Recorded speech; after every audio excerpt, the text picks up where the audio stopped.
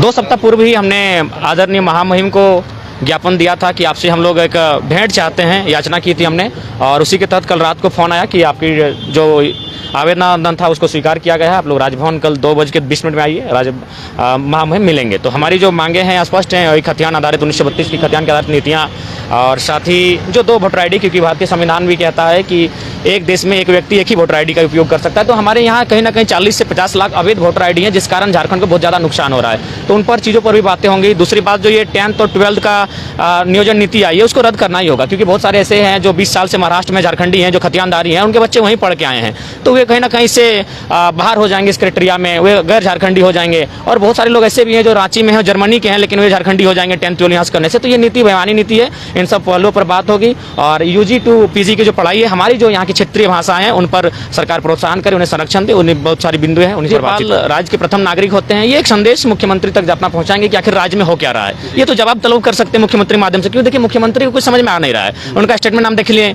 वे पहले ही नियम बना नहीं है, विधेयक बना नहीं, और कहते हैं कि न्यायपालिका खारिज कर देगी। तो पहले बात है कि जो राज्य में जो विधायिका को चला रहे हैं, उन्हें खुद अपनी सुधी बुद्धि खो चुके हैं, इसीलिए हम लोग राज्यपाल के समक्ष आए हैं अपनी बातों को। तो ऐसा कोई बात नहीं, लेकिन चूंकि ये है कि कोई छोटा नागपुर में है तो कोई संथाल परगना में है, तो सब लोग समय नहीं दे पाते हैं। इसीलिए कोई भी आता है, ये आंदोलन सबका एक दूसरे का सहमति है, नैतिक समर्थन सबका है। यदि आज हम रांची आए हैं तो उनका समर्थन है, अगर वे आते हैं तो मेरा समर्थन है, इस तरह के चलता है। तो आज हम लोग 5 प्रतिनिधि मंडल के साथ आए हैं, जिनमें अगर आप नाम जानना चाहते हैं हम बता सकते हैं।